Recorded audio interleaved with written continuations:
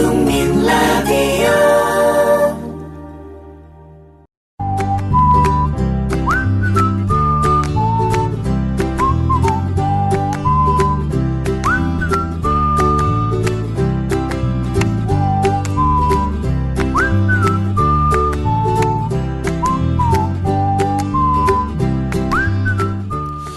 서울 복판에서 핵폭탄이 터진다고 생각하면 끔찍합니다.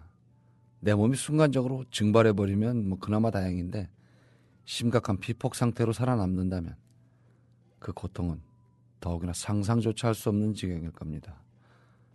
문제는 말입니다. 핵폭탄에 대한 공포를 팔아먹는 사람들 또한 핵폭탄 못지않게 위험하다는 겁니다. 종교가 지옥을 앞세우는 것과 비슷하다고나 할까요?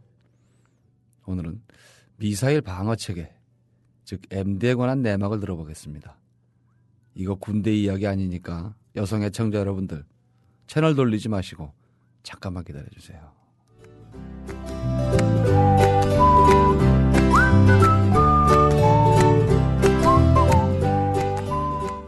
나만의 책을 가지고 싶으신가요? 작가의 꿈이 있으십니까? 책쓰기 관련 책을 쓴 전문 코치와 운영진이 도와드리는 책쓰기 코칭 프로그램 꿈꾸는 만년필이 있습니다. 직장인, 전문직, 주부, 학생, 선생님 등 이미 다양한 분들이 꿈꾸는 만년필을 통해서 저자의 꿈을 이루었습니다. 현재 참가자를 모집 중이며 문의는 www.yangcoach.com 양코치닷컴으로 오시거나 010-8861-5136으로 문의 주시면 됩니다. 꿈꾸는 만년필, 가슴속에 있는 열정으로 저자의 꿈을 이뤄갈 여러분을 기다립니다.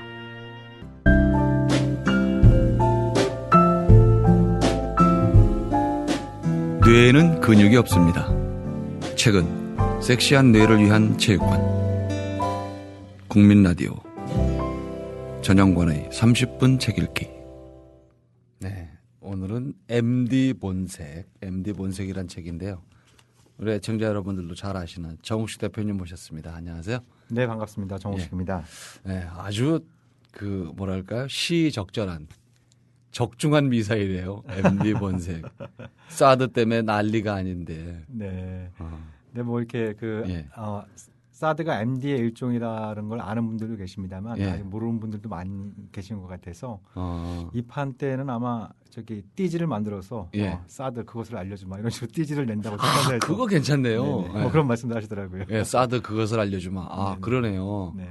이게 군에 갔다 온 남자들도 사실은 크게 잘 모를 수도 있고 여자분들은 또 미사일 뭐 방어 체계 이러면 약간 좀 이렇게 뭐랄까 좀 이렇게 마음이 오그라든다 그럴까요? 기자가 오프닝에서도 말씀을 드렸듯이 이게 저희가 오늘 이렇게 이제 2회차 방송을 하겠지만은 미사일 뭐 이런 것의 얘기뿐이 아니라 실제적으로 MD에 숨겨진 역학관계나 거래들을 또 말씀을 해 주실 거잖아요. 네. 책에서 제가 엔지니어도 아니기 때문에 뭐 미사일이나 미사일 방어 체계에 대한 어떤 기술적인 분석보다는요. 뭐 이걸 둘러싼 여러 가지 이제 국제 정치적인 현상, 그리고 이것이 이제 한반도, 특히 뭐 한미 동맹이나 남북 관계, 더 나아가서 뭐 최근 문제가 되고 있는 미중 관계 이런 쪽에 좀 어떤 맥락들이 있는지, 그리고 주제 자체가 굉장히 딱딱할 수 있기 때문에요. 뭐 가능하면 좀 스토리텔링 형식으로 뭐 여러 가지 이걸 둘러싼 비사 이런 걸 좀 소개하면서 좀 책을 쓰고자 노력했습니다. MD, 미사일 이게 이제 저는 뭐 공대 출신이긴 합니다. 근데 이제 뭐 공대라고도 저도 건축을 전공한 사람이라서 이게 잘 모르지만 미사일 이게 대포로 쏴서 그러니까 말하자면 포탄이 그냥 날아가는 게 있고 이렇게 미사일 해서 엔진을 달고 날아가는 게 있고 또 순항 미사일처럼 끝까지 자기가 이렇게 비행을 하니까 여러 가지가 있잖아요. 근데 그거 정도는 애청자 여러분 혹시 모르시는 분들은 구분을 좀 하시고 들으면은 좀 보탬이 될 것도 같고요. 네.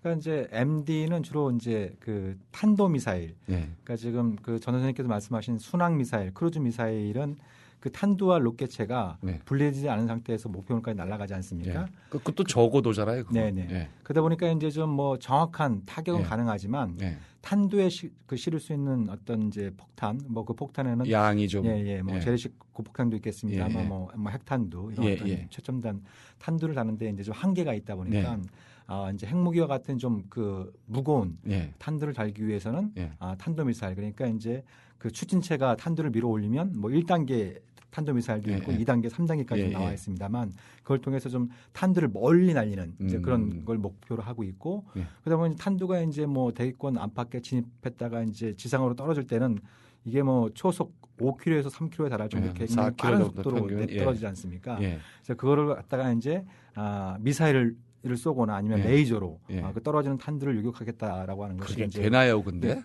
뭐 된다고 하니 뭐 저는 상식적으로 이해가 안 되거든요. 초속 4km 정도 되면 이게 상상이 안 되는 속도인데 그걸 이건 좀 그러니까 뭐 미국이라는 나라는 안 되는 게 없는 나라다라고 이렇게 자부하고 있으니까요. 그렇게 해서 그러니까 그게 되겠냐 이렇게 얘기하면은 오히려 더 오기가 발동해서 우리가 해보이겠다 뭐 그런 또 이제 근데 대단한 집념을 사드 체계가 검증이 안 된 거라면서요. 그러니까 사드뿐만 아니라 MD 자체가 뭐 실전에서나 요격에서나 또 이제 그 물리학적으로 보면 참 이게 MD라고 하는 게 뭐 말은 좋습니다만 그럴듯하게 들릴 수 있습니다만 또 이게 이제 핵탄두라고 하는 게 현대식 핵탄두 예를 들면 이제 뭐 이제 메가킬로톤 급에 달하는 핵탄두는 대도시에 떨어지면 뭐 수십만 명, 수백만 명이 몰살될 수 있기 때문에 도시 하나가 거의 없어지겠죠. 뭐. 그렇죠. 그러니까 그걸 막겠다라고 하는 어떤 이제 도덕적 그 관념 자체는 우리가 좀 충분히 이해할 수 있겠습니다만 뭐 그게 나온 지가 벌써 한 60년, 70년 MD라는 게 나온 게 60년, 70년이 지났습니다만 여전히 그 성능에 대해서는 많은 회의론이 제기가 되고 있는 상황입니다. 패트리어트가 좀 성공한 적도 있다고 그러던데요, 이라크에서? 그러니까 그 패트리어트가 이라크 전쟁에서 선보인 게 2번 있었습니다. 91년 그 걸프전 때가 있었고 2003년도에 이제 미국과 영국이 이라크를 침공할 때 이제 2차례 있었거든요. 근데 이제 91년 걸프전 때는 이제 그 패트리어트 구형 이제 팩2라고 우리가 보통 부르는데요. 팩2가 이거 이제 이라크의 스커드 미사일을 97% 요격했다라고 하는 게 당시 그 미국 대통령 조지 H.W. 부시의 얘기였습니다.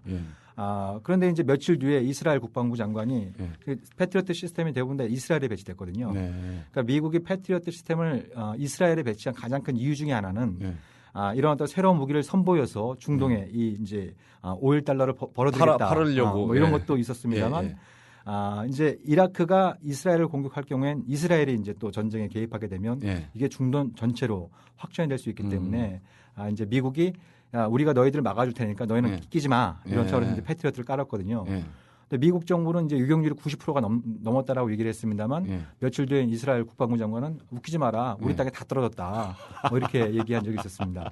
그러니까 우리도 이제 그 왜 그때 전쟁이 이제 CNN 그 화면을 통해 우리가 계속 그 전쟁을 중계했죠. 보지 그래서 이제 밤하늘에 번쩍번쩍하면서 마치 이제 패트리어트가 이제 그 이라크의 스커드 미사일을 다 유혹하는 것처럼 성공에 번쩍번쩍 하는 모습을 보면서 저거 대단한 무기다 이렇게 됐었습니다만, 그러니까 이제 그 이제 스커드 미사일의 탄두가 떨어질 때 팩2는 이제 근처에 가서 이제 미사일이 폭파하면 그 파편으로 이제 그 스커드의 탄두를 파괴한다는 거거든요. 근데 상식적으로 볼 때 보통 스커드의 미사일 탄두가 700kg 안팎에 달하고 그게 초속 4km에서 5km 정도의 속도로 떨어지는데 그 근처에서 쇠 파편 몇 개가 이제 부딪혔다고 해서 이게 파괴가 되겠냐는 겁니다. 기스는 나겠네요. 기스 정도 나는 수준이겠지만 다 떨어졌다는 거죠. 그 성공을 빌고 다 떨어졌다고 하는 게 이제 이스라엘 국방부 장관의 이제 얘기였고 실제로 미 의회가 조사해 보니까 아무리 높게 잡아도 유격률이 10%를 넘지 못했다라는 게 이제 그럼 비용 대비 효율성은 뭐 없는 무기네요. 그러니까 미국의 이제 오기라는 게 이제 그런 식으로 발동을 하는 거죠. 그러면 팩트로 안 되면 이것이 이제 그 근처에 가서 폭발하는 방식으로 자탄으로 유격하는 게 안 되면 직접 맞춰서 한번 직접 타격을 해요. 그래서 나온 게 이제 패트리어트 팩3입니다. 요거는 이제 2003년도에 그 미국과 영국의 이라크를 침공할 때 그때 이제 역시 이제 마찬가지로 주변 국가에 쭉 배치를 했는데요.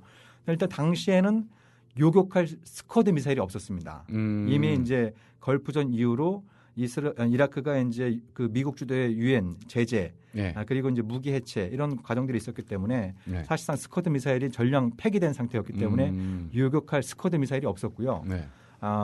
다만 이제 이제 이라크가 갖고 있던 순항 미사일 그러니까 굉장히 속도도 느리고 로켓체하고 탄두가 분리되지 않아서 이제 몸통도 크고 그래서 요격하기가 굉장히 쉬운 요거 이제 이런 어떤 지대지 미사일 몇 발을 좀 요격했다고 하고요. 더 중요하게는 이제 미군 전투기하고 영국군 전투기 한 대씩을 요격해서 아군 잡는 그 미사일이다 이런 어떤 오명을 한번 또 뒤집어쓰기도 했었죠. 근데 그걸 왜 배치하려고 하냐 이거죠. 대한민국이 아무래도 이상해요, 그거. 상식적으로 봐도. 네. 그러니까 이제 그런 걸 만드는 무기 업자들이 있는 거고요. 뭐 록히드 마틴, 레이시온 뭐 이런 회사들이 대표적으로 그 어떻게 보면 이제 공포를 팔아먹고 팔아서 이제 어떻게 보면 생존을 하고 회사를 발전시키는 그런 어떤 이제 기업들인데요. 그런 기업들이 있고 그 기업들이 있는 지역구에 국회의원들이 있고 미국 의원들이 있고 상하원 의원이 있겠죠. 굉장히 이제 그 치밀한 로비 활동들을 많이 하거든요. 그리고 그들과 결탁된 또 이제 그런 군수산업체들이 미국의 싱크탱크라든지 언론 이런 쪽에 뭐 광고 이런 방식을 통해서 이제 또 적대국의 위협은 부풀리고 또 그 위협에 맞설 수 있는 유일한 방법이 바로 MD인 것처럼 계속 이제 미국 여론을 조성하고 뭐 이런 방식을 통해서 이제 갈수록 이제 MD를 전 세계적으로 확대시키고 있는 그런 어떤 상황이 있는 거죠. 근데 그 미사일이나 전투기 이렇게 막 수천억씩 하고 그러는데 그게 정말 그만큼 원가가 드나요? 뭐 정확한 제조 단가는 뭐 저도 알 수 없습니다. 아무래도 그건 너무 말이 안 되는 것 같아서요. 그러니까 지금 지금 한국 정부 박근혜 정부가 팩3를 미국으로부터 도입하기로 했거든요.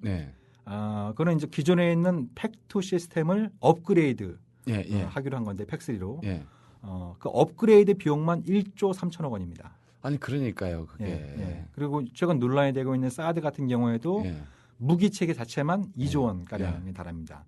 그러니까 이게 이제 어마어마한 돈이죠. 지금 뭐 정부에서 돈 없다고 이래저래 복지 삭감하고 이제 아이들 밥그릇까지 빼앗고 있는 이런 어떤 상황에 있는데 이런 또 이제 미국 군산복업체로부터 이제 무기를 사들인 데는 천문학적인 돈을 쓰고 있는 이런 어떤 상황이 있는 거죠.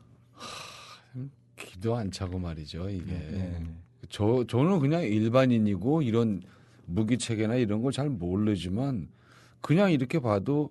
사드의 기본 이제 뭐 엑스밴드 레이더에 뭐 2,000km 범위다, 뭐 150km까지 올라가고, 제가 그냥 이렇게 생각을 해봐도 우리하고는 아무 상관이 없는 거예요, 이게. 북한에서 미사일 쏘면 그게 뭐 성층권으로 올라갔다가 내려오나요? 그거 아니잖아요. 그러니까 뭐 북한이 다양한 미사일을 갖고 있으니까, 그러니까 이제 북한 예를 들면 노동 미사일 같은 경우에는 주로 이제 그전에는 그 일본이나 주일미군 견제용으로 얘기가 됐습니다만 사드 도입이 공론화되면서 북한이 이제 노동미사일의 그 발사 각도를 높여서 한국도 공격할 수 있다. 뭐 이렇게 이제 얘기를 하고 있죠. 그래서 이제 그런 북한 노동미사일을 잡기 위해서 사드가 필요하다. 이런 식의 이제 좀 주장이. 웃기는 가정 아닌가요?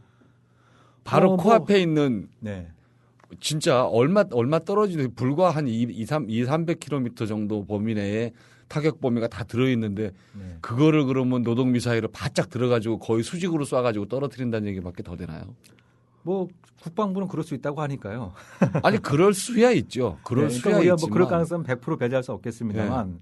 그러니까 이제 그런 어떤 우리가 위협을 상정할 때는 어떤 논리적인 타당성들이 좀 뒷받침돼야 되지 않겠습니까? 그럼요. 그러니까 북한이 예를 들면 스커드 미사일보다 노동 미사일이 만드는데 훨씬 더 비쌉니다. 그건 또 어떻게 보면 더 중요한 전략 자산이고 북한 입장에서 볼 때는 그건 주로 이제 그거는 그 주일미군 억제용으로 개발한 건데 그거를 훨씬 더 그 값도 싸고 뭐 사드를 회피할 수 있는 스커드 미사일이나 다른 다양한 어떤 장사정포라든지 또 지대지 미사일이라든지 다양한 그 발사 수단이 있는데 투발 수단이 있는데 굳이 비싸고 그리고 이제 그 주일미군을 견제하기 위한 노동 미사일로 한국을 공격한다라고 가정하는 것은 제가 보기엔 그렇게 설득력이 없는 그런 얘기가 그게 이제 좀 갑자기 제가 좀 문자를 쓰자면 이제 이 할개원 용어도다 이런 말이 있어요. 닭 잡는데 소 잡는 칼을 쓰는 거예요. 네네 그렇죠. 좀 웃기는 짓이거든요. 장사정포만 날려도 쑥밭이 될 건데 무슨 노동 미사일을.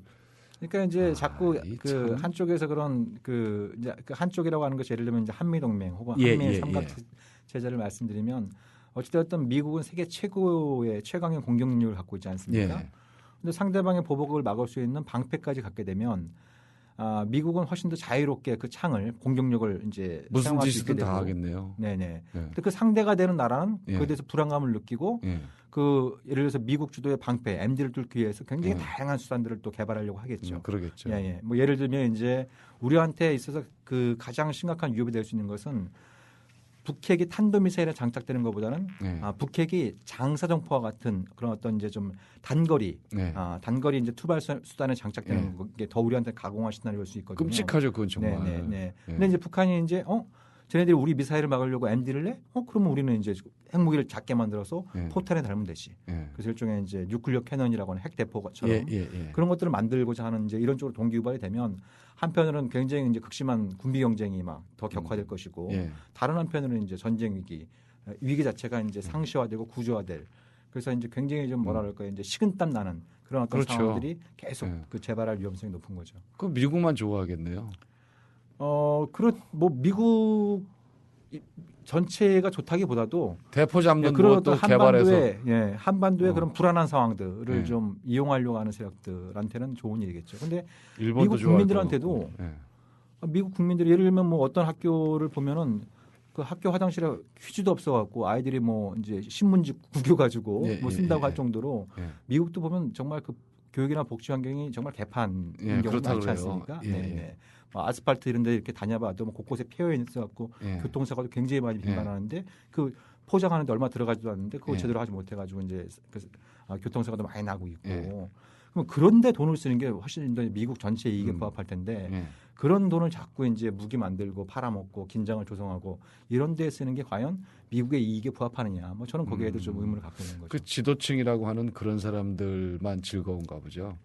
그러니까 사실 그 MD라고 하는 게 이제 미국 대통령도 손대기 힘들 정도의 아주 무시무시한 괴물이 돼버렸습니다. 그 로비 세력과 뭐 이런 다. 그러니까 그 MD는 일종의 미국에겐 신적인 존재가 돼버렸습니다. 그러니까 미국이나 그 우리가 보낸 해외 주둔 미군을 방어하겠다는데 그 어떤 대통령, 어떤 정부가 이거에 대해서 명분은 좋잖아요. 그렇죠. 굉장히 강력한 도덕적인 명분을 갖고 있는 셈이죠.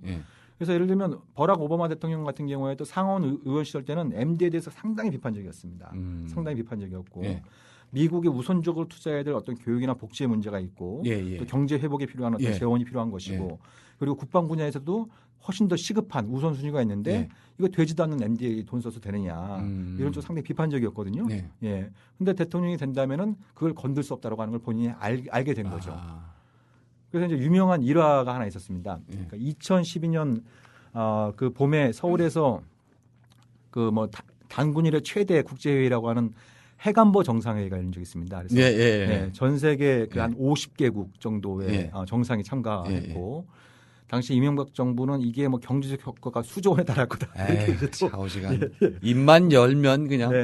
아무튼 뭐 돈으로 이제 뭐 본인이 대통령이 돼서인지 모르겠습니다만 아무튼 이제 돈으로 계속 이제 국민들한테 이제 좀 이렇게 환상을 심어주려고 했던 지도자였죠. 아무튼 이제 그때 그 오바마하고 당시 러시아 대통령이 메드베데프였습니다. 그래서 그 오바마가 마이크가 꺼진 줄 알고 그 메드베데프하고 밀담을 나누는데요. 뭐라고 얘기하냐면 그 푸틴은 당시 총리였습니다만 사실상 러시아의 이제 실권자였죠. 그래서 메드베데프한테 푸틴을 만나면 좀 자제해달라고 조금만 좀 이렇게 기다려달라고 이렇게 얘기를 합니다. 그래서 뭘 기다리냐고 얘기하니까 너무 MD에 관련해서 그 나를 압박하다 보면 내가 곤란해진다. 그래서 내가 그 대통령에 다시 당선이 되면 나도 좀 유연성을 보일 테니까 푸틴한테도 좀 유연성을 보여달라 이렇게 얘기를 했는데 이게 마이크가 켜져 있던 겁니다. 마이크가 이제 켜져 있어가지고 그게 이제 그대로 다 나간 거죠. 그리고 2012년이면 미국 그 이제 대통령 선거가 있던 해이지 않습니까? 공화당이 그걸 딱 동영상을 캡처해가지고 미국 국민들이 듣지 않는다고 믿고 오바마가 어떤 얘기를 했는지 이걸 갖다 대선 캠페인에 이제 대대적으로 막 활용하는. 그래서 오바마가 이제 거기에 대해서 이제 해명하느라고 진땀을 흘렸던 뭐 이런 어떤 사례들도 있거든요. 그래서 뭐 그런 사례들에서도 그 알 수 있는 것처럼 이 MD라고 하는 게 너무 이제 괴물처럼 커져버려가지고 미국 대통령들이 참 손대기 힘든 그런 상황까지 이제 돼버린 거죠. 어디까지 갈까요? 정말 이게 아니 그 성능 그러니까 기능 자체가 그렇게 완벽하다 그러면 차라리 낫겠어요. 근데 검증도 안 된 걸 가지고 그러니까 왠지 이게 사기당하는 것 같단 말이죠. 그러니까 이게 MD가 굉장히 역설적인 측면을 많이 갖고 있습니다. 뭐 아까도 말씀드린 것처럼 일단 이게 일종의 총알 맞추기에 비유될 수 있지 않겠습니까? 초속 4km에서 5km 떨어지는 탄두를 그걸 미사일이나 레이저로 잡는다? 이 사실 꿈 같은 얘기죠. 그리고 더군다나 탄두가 떨어질 때는 이게 뱅글뱅글 돕니다. 돌고 좀 덜컹거리면서 막 뱅글뱅글 돌거든요. 그리고 그 탄두의 탄피 자체가 굉장히 두껍습니다. 그러니까 이제 대기권으로 해서 다시 들어올 때 이게 고열로부터 안에 있는 내용물을 보호하기 위해서 탄피 자체가 굉장히 두껍습니다. 그러니까 예를 들면 탄두가 1톤이라거나 그러면은 500kg 이상은 탄피입니다. 안에 탄두 이런 것보다 더 이제 그게 이제 무거운 이런 어떤 이제 두껍게 설계를 하기 때문에. 근데 그 MD에서 사용되는 이제 그 요격체, 그러니까 이제 킬비클이라고 하는 요격체는 이게 이제 쭉 그 떨어진 탄두 근처에 가면은 캡슐이 열리면서 한 팔뚝만한 그 쇠침이 이제 그 발사돼 가지고 탄두를 맞춘다는 거거든요. 말하자면 철갑탄이 나가는 거네요. 그래서 일종의 철갑탄처럼 이게 발사가 돼서 이제 그걸 맞춘다는데 그러면 상식적으로 생각할 때 크기가 거의 한 20분의 1에 불과하고 그리고 무게도 이제 한 30kg 안팎이거든요. 그 이제 유격체의 그 무게 자체가. 그럼 그렇게 초고속으로 떨어지는 탄두를 과연 그 팔뚝만한 그 이제 이 철갑탄이 뚫을 수 있을까요? 그걸 제대로 뚫을 수 있겠느냐. 그러니까 이게 탄두가 고깔콘 모양의 둥근 모양으로 이렇게 돼 있고 아까 말씀드린 것처럼 이제 빙글빙글 돌기 때문에 조금만 빗 맞아도 맞고 튕겨나가죠. 그렇죠? 우리가 예를 들면 이제 군대에 있을 때 철모를 쓰지 않습니까? 그 철모 같은 경우에 이제 그 철모를 쓰면은 그 총탄이 정확히 맞추지 않으면 직각으로 안 맞으면 튕겨나가죠. 이제 총에 이제 튕겨나가고 이제 이게 뭐 그 철모가 흔들리는 이런 경우인 것처럼 마찬가지로 탄두를 정확히 맞추지 않는 한 이걸 파괴시키기가 대단히 힘들다는 거죠. 그래서 미국의 물리학자들이 이 문제들을 계속 지적을 하고 있습니다. 이 문제들을 계속 지적을 하고 있는데 펜타곤이나 그 이제 MD를 만드는 업체는 우리는 할 수 있다. 우리는 할 수 있다. 계속 돈만 내라. 이제 우리는 할 수 있다. 이런 식으로 이제 얘기를 하고 있는 거죠. 공개 시험을 한번 해봤으면 좋겠어요. 그러니까 이게 이제 미국이 이제 일종의 딜레마가 있습니다. 그러면 제대로 된 실험을 하려면 예를 들면 이제 뭐 가상의 적국이 지대지 탄도 미사일을 발사해서 그걸 갖다 이제 탐지 추적해서 이제 요격을 하는 이런 실험을 해야 되지 않습니까? 그렇게 하면은 그 미국이 그런 실험을 하게 되면 국제법을 위반하게 됩니다. 그러니까 1987년도에 미국과 당시 이제 소련이 중거리 그 핵미사일 폐기 협정을 체결했기 때문에 사거리 500km에서 5,500km 사이에 지대지 탄도미사일은 전량 폐기하기로 했습니다. 전량 폐기하기로 했기 때문에 만약 미국이 이런 형태로 이제 실험을 하게 될 경우엔 이제 그 소련과 체결했던 그 중거리 핵미사일 폐기 협정을 위반하는 셈이 되고 미국이 이제 국제적으로 지탄을 받을 수 있게 되고 그렇겠네요. 만약에 미국이 그런 실험을 해버리면 러시아는 미국이 저 협정을 위반했으니까 우리도 이제 한다. 중단거리 탄도미사일을 다시 재배치하겠다 이렇게 나올 수 있는 거거든요. 그렇기 때문에 세계 안보 조약이 다시 한번 막 흔들릴 수 있기 때문에 미국은 그렇게는 못하죠. 그래서 실험하는 방식이 대체로 이제 컴퓨터 시뮬레이션으로 많이 하고요. 그거 뭐 어떻게 믿어요? 컴퓨터 게임하는 방식으로 하고 최근에 하는 방식은 거대한 수송기에서 미사일을 떨어뜨립니다. 그 떨어뜨리는 미사일을 갖다가 이제 유격하는 이런 방식. 그러니까 이거는 완전히 이제 뭐 이제 짜고 치는 고스톱처럼 속도도 안 나고 그 비행기 어디서 떨어지는지 다 알고 있는 거잖아요. 이제 표적 확인이 이미 끝난 상태에서 속도도 훨씬 느리고 또 탄두하고 로켓체가 분리되지 않은 상태이기 때문에 훨씬 더 몸통도 크고. 근데 실제로 뭐 실험한 내용들을 갖다 면밀히 보면 뭐 날씨가 안 좋아서 뭐 실험을 취소했다든지 사드 미사일 자체가 발사가 안 됐다든지 이런 경우들도 많이 있거든요. 아니 그 대단한 무기가 뭐 비 온다고 안 하고 그러나요? 그러니까 이제 비가 오면은 여러 가지 작전 환경에 이제 그러니까 예를 들면 비가 오면은 그 탐지 추적하는데 적의 미사일을 탐지 추적하는데 여러 가지 어려움을 겪겠죠. 아니 저쪽에 적국에서 쐈는데 떨어질 나라는 비가 올 수도 있잖아요. 그게 물론이죠. 그거 어떡하라고요 그러면? 그러니까 뭐 상대방이 그걸 사드를 비롯한 MD를 회피하는 수단은 방법은 유사시에 주로 날씨 안 좋은 날, 비 오는 날 이런 날 골라서 하면 이제 MD가 제 기능을 발휘하기 힘들죠. 미국 비 온다 그러면 소련에서 쏘면 되네요. 그러니까요. 그러니까 이제 그런 부분들은 얼마 전에 이제 그 미 의회에서 열린 청문회에서 펜타곤 관료들도 인정한 바입니다. 날씨가 안 좋으면 특히 날씨가 안 좋으면 MD가 제 성능을 발휘하기 힘들다. 이렇게 이제 인정을 하고 있는 거죠. 그럼 레이더고 뭐고 구름 껴서 이렇게 벼락에다 치고 그러면 다 먹통된다는 얘기잖아요. 뭐 다라고 말씀드릴 수는 없겠습니다만 상당한 지장이 있을 수 있는 거죠. 아니 그 초속 4km로 떨어지는 거가 조금만 흔들리면 끝난 거잖아요. 네네. 그건 뭐 아무것도 아닌 거지 그냥. 네네. 장님 돌팔매질하는 거랑 똑같은 거지. 네네. 야, 제가 81mm 박격포 사수였는데. 아, 그랬어요? 네, 사격 무슨 시범 있으면 그 이제 미국에서 시뮬레이션 하듯이 저희도 일주일 전에 가서 네네. 81mm 그 저 뭐야 교육탄을 뻑사차로 한 차를 쏩니다. 네네. 그래서 다 잡아놓고 포판 정렬 다 해놓고. 네네. 그때는 장님이 와서 따도 명중해요. 저도 4.2인치 박격포 4.2인치 했어요? 예, 예. 전투지원대에서 근무했습니다만 저도 뭐 사격 훈련 많이 해봤습니다만 예, 다 미리 다 짜놓고 하는 거죠. 뭐. 그러니까요. 예, 그 말도 안 되는 얘기인데. 네. 야, 이건 너무하다. 아, 이거 군대 얘기 아니라고 저 여성 애청자분은 들으라 그랬는데 잠깐 얘기가 나왔습니다. 죄송합니다. 기도 안 차입니다. 기도 안 차. MD 본색. 은밀하게 위험하게. 이게 중의적으로 읽혀요. 미사일 자체가 은밀하고 위험하기도 하겠지만 이 안에 숨겨진 여러 가지 이야기들이 네. 지금 우 선생님 말씀해 주신 그런 미국의 역학관계, 로비 이런 것들이 더 은밀하고 더 위험하지 않을까 싶습니다. 네. 그러니까 이제 제가 그 이게 마치 뭐 이제 뭐 예, 그 예. 불륜을 다룬다 이제 은밀하게 위험하게 이러니까 이렇게 되어 있습니다만 그 은밀하게라고 다른 이유는 예. 그러니까 그 한미 간에 그러니까 특히 이제 한국 정부는 예. 김대중 정부부터 현재 박근혜 정부까지 예, 예. 미국 주도 예, MD에 예, 예. 참여 의사가 없다 이렇게 예. 그 얘기들을 하고 있습니다만 굉장히 은밀하게 이렇게 진행되어 왔다라는 얘기를 하고 있고요. 예. 그 결과 굉장히 위험한 그런 어떤 결과를 잉태하고 있다 이렇게 말씀을 드릴 수가 있는 거죠. 결국 미국은 돈을 벌고 우리는 돈 뺏기고 더 위험해질 수도 있다는 얘기네요. 그러니까 일종의 미국 군산복합체한테 현금 예. 자동 지급기가 되고 있는 그런 상황이죠. 너무 서글픈 표현을 하시네. 지난 5년 동안 미국 무기를 세계에서 제일 많이 사준 나라가 한국입니다. 예, 예. 네네. 야, 이거 어떻게 하면 좋을까요, 이거? 기도 안 차고요. 들으면 들을수록 저같이 전문가 아닌 사람도 의심이 가는 일인데 이게 제대로 잘 아시는 분들은 정말 속이 터질 것 같습니다. 속 터지는 얘기는 다음 시간에 마저 듣도록 하겠습니다. 오늘 말씀 고맙습니다. 네, 고맙습니다. 네. 네. 옛 성곽에 치성이라는 구조물이 있습니다. 그 다른 옆에 성벽보다 좀 앞으로 튀어나온 부분이죠. 이게 이제 적을 측면에서 공격할 수 있는 시설인데 치성의 치가 꿩이라는 뜻이니까 치성은 꿩이 이렇게 고개를 내민 모양을 딴 이름이 되나요? 그렇게 보면 옛사람들이 참 멋집니다. 또 성곽에는 노대라는 것도 있습니다. 성곽의 일부러 좀 더 높게 쌓은 부분이죠.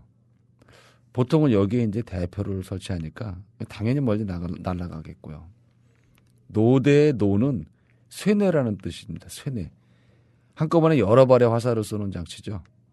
말하자면 이게 현대식으로 하면 다탄두인 셈입니다. 한반도가 이런 치성 내지는 노대가 아닌가 생각합니다. 태평양이 미국의 바다라면 일본은 그 바다와 미 본토를 지키는 성이 되겠고요. 성을 위한 천병 역할을 한반도가 하는 거고요. 저는 개인적으로 사드도 의심합니다. 한국이 아니라 일본을 위한 시설 같다는 겁니다. 배치 위치를 봐도 의심스럽습니다. 왜 이런 의문이 공론화되고 미국에 대한 지렛대로 사용되지 않는 걸까요? 필사적으로 MD의 그늘에 숨으려는 그 정치인들의 속내는 또 무엇일까요? 중국과 미국의 틈바구니에서 우린 또 다른 선택들에 직면한 상태입니다. 일본이야 한 번도 한반도에 도움이 된 적이 없으니까 믿을 구석 자체가 없고요. MD도 문제지만 그걸 전면에 내세운 사람들의 속셈도 우리가 정확하게 짚어봐야 합니다. 핵미사일보다 경제적 궁핍과 정치적 곤란이 우리에게 훨씬 악영향을 미칠 수 있기 때문입니다. 세상의 고정관념에 미사일을 날리고 싶은 방송 전영권의 30분 책 읽기였습니다.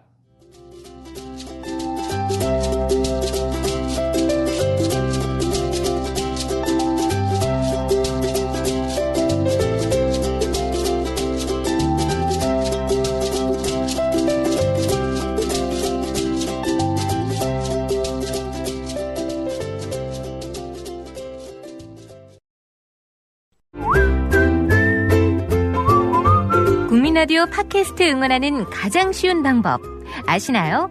다운로드하기, 별점 주기, 댓글 달기, 구독하기. 국민라디오 팟캐스트 널리 알리는 가장 쉬운 방법. 다운로드하기, 별점 주기, 댓글 달기, 구독하기. 기억하세요. 다운로드하기, 별점 주기, 댓글 달기, 구독하기.